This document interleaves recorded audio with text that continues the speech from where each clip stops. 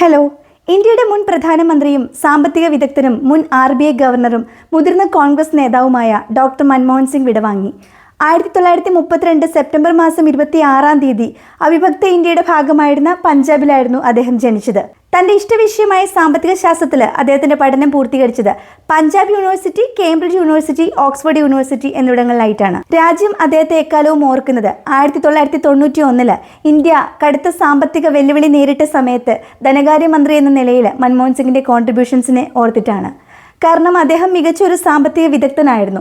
നരസിംഹറാവു ഗവൺമെന്റിന്റെ കാലഘട്ടത്തിൽ 1991 വിദേശ നാണ്യ ശേഖരത്തിന്റെ കുറവ് മൂലം ഇന്ത്യ കടുത്ത ഒരു സാമ്പത്തിക പ്രതിസന്ധി നേരിട്ടത്. ഈ സമയത്ത് ധനകാര്യമന്ത്രിയായിരുന്ന ഡോക്ടർ മൻമോഹൻ സിംഗിന്റെ ന്യൂ എക്കണോമിക് റീഫോംസ്, നവസാമ്പത്തിക പരിഷ്കാരങ്ങൾ നമ്മുടെ രാജ്യത്തെ പതിയെ പുരോഗതിയിലേക്ക് എത്തിക്കുകയായിരുന്നു. അദ്ദേഹത്തിന്റെ പരിഷ്കാരങ്ങളാണ് LPG റീഫോംസ് എന്നറിയപ്പെടുന്നത്. ലിബറലൈസേഷൻ, പ്രൈവറ്റൈസേഷൻ, ഗ്ലോബലൈസേഷൻ, ഉദാരവൽക്കരണം, സ്വകാര്യവൽക്കരണം, ആഗോളവൽക്കരണം.